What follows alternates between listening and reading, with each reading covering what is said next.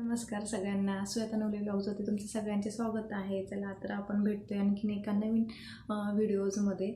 तर आपण चला तर नवीन व्हिडिओ बघूयात. तर माझा हा व्हिडिओ असा आहे की 1 ते 1.5 वर्षाच्या मुलांना सर्दी खोकला कफ झाल्यानंतर त्याच्यावरती घरच्या घरी आपण काय उपाय करायचे.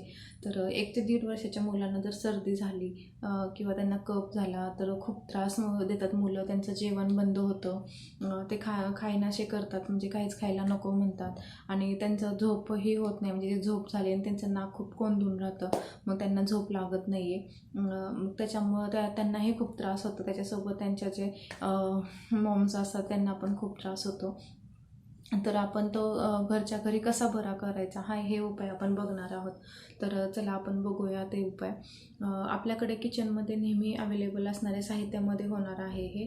तर आपण किचनमध्ये आपल्या जे काही लसूण अवेलेबल असतो, ओवा अवेलेबल असतो, तर त्याच्यानेच आपण त्या 1 ते 1.5 वर्षाच्या मुलाची सर्दी कमी करणार आहोत. तर तुम्हाला जर हे रेमेडीज तुम्हाला आवडली तर तुम्ही मला नक्की कमेंटमध्ये सांगा आणि लाईक करा, शेअर करा आणि माझ्या चॅनलवरती नवीन असाल तर नक्की सबस्क्राईब करा. तर चला आपण बघूया हे रेमेडीज. नवीन रेमेडीज काय आहे. तर आपण एका तव्यामध्ये, लोखंडी तव्यामध्ये कोळसा घेणार आहोत आणि तो कोळसा आपण पेटवून द्यायचा आणि त्याच्यामध्येच ते जे काय लसणाच्या पाकळ्या किंवा लसणाची टरफले पण आपण टाकून दिले तरी चालेल आणि त्याच्यातच ओवा पण टाकून द्यायचा. आणि त्या लहान मुलांना काय करायचं की त्या लहान मुलांची छाती शेकली गेली पाहिजे आणि त्यांच्या ते नाकामध्ये ती धुरी गेली पाहिजे ओव्याची आणि लसणाची थोडीफार धुरी पण गेली पाहिजे. किंवा त्यांचं जे काही टाळू असते, अजून टाळू भरलेली नसते त्यांची, तर त्या टाळूवरती पण ते धूर किंवा गरम आहे ते लागलं पाहिजे. तर आपण कसं करणार की तवा आपण असा खाली ठेवून द्यायचा आणि त्याच्यामध्ये त्या लहान मुलाला असं वरती पकडायचं आणि त्याला असं गोल गोल फिरवायचं. म्हणजे की ते गोल गोल फिरवल्यानंतर म्हणजे त्याच्या पूर्ण शरीराला ती धुरी पण लागणार आहे आणि त्या जे कोळशाचं जे गरम असणार आहे ते पण त्याच्या शरीराला लागणार आहे आणि ते गरम झाल्यामुळं त्याचा कफही कमी होतो आणि सर्दी पण कमी व्हायला मदत होते. आणि हा घरच्या घरी उपाय म्हणजे की आपण त्याला सर्दीसाठी आपण हॉस्पिटलला नेणं, परत ते ॲलोपॅथिक औषध देणं, म्हणजे त्याचा पण काही आणखी साईड इफेक्ट होऊ शकतो. पण ह्याचा असं आहे की ह्याचा साईड इफेक्ट नाही होतं, काहीच होत नाही साईड इफेक्ट आणि त्याची सर्दी आपण घरच्या घरी बरी पण करू शकतो, लवकर बरी होते. तर आता बघा, अजून एक उपाय मी तुम्हाला सांगते की काय करायचं आपण.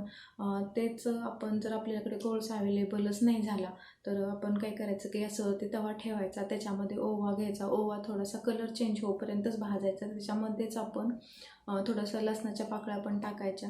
ते दोन्ही एकत्र भाजून घेतलं तरी चालेल आणि सुती कपड्यामध्ये किंवा रुमाल आपला जो असतो त्याच्यामध्ये ते बांधून घ्यायचं आणि जिथं तो झोपलेला आहे त्याच्या उशाला, म्हणजे डोक्या शेजारी ते बांधलेलं जे रुमालामध्ये ओवा आणि लसूण पाकळ्या आहेत ना ते ठेवून द्यायचं. म्हणजे की त्याच्या तोंडात वास जाईल याची काळजी घ्यायची आणि नाकात पण गेला पाहिजे. तो ते सर्दीमुळे त्याचं तोंड पण उघडं असतं, त्या दोन्ही नाक आणि तोंडामुळे थ्रू जर त्याचा वास जर गेला किंवा थोडंसं ते पटकन छातीपर्यंत पोहोचलं तर त्याचं नाक पण कोंदून राहणार नाही, म्हणजे तो गाढ झोपी पण जाईल.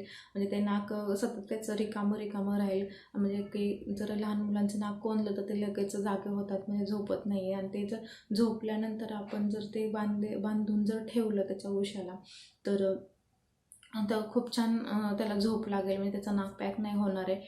आणि दुसरं एक म्हणजे की आपण जे काही कोळसा घेतलेला आहे त्या कोळशामध्ये जर ओवा आणि लसणाच्या पाकळ्या टाकल्या आहेत ना त्याच्या रूममध्ये ठेवून द्यायच्या आणि त्याचा वास पूर्ण जर त्याच्या रूममध्ये राहिला तर तरीही त्याचं नाक रिकामं राहील आणि त्याची सर्दी लवकर कमी होण्यास मदत होईल.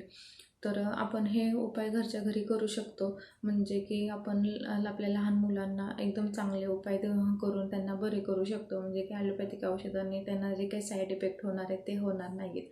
तर बघा, तुम्हाला हे माझे घरचे उपाय म्हणजे की थोडक्यात आपण म्हणू शकतो आजीबाईंचा वठवा तुम्हाला कसा वाटला ते मला तुम्ही नक्की कमेंटमध्ये सांगा. आणि तुम्हाला जर काही क्वेश्चन असतील तेही मला तुम्ही कमेंटमध्ये विचारा आणि तुम्हाला हा व्हिडिओ कसा वाटला तेही मला सांगा.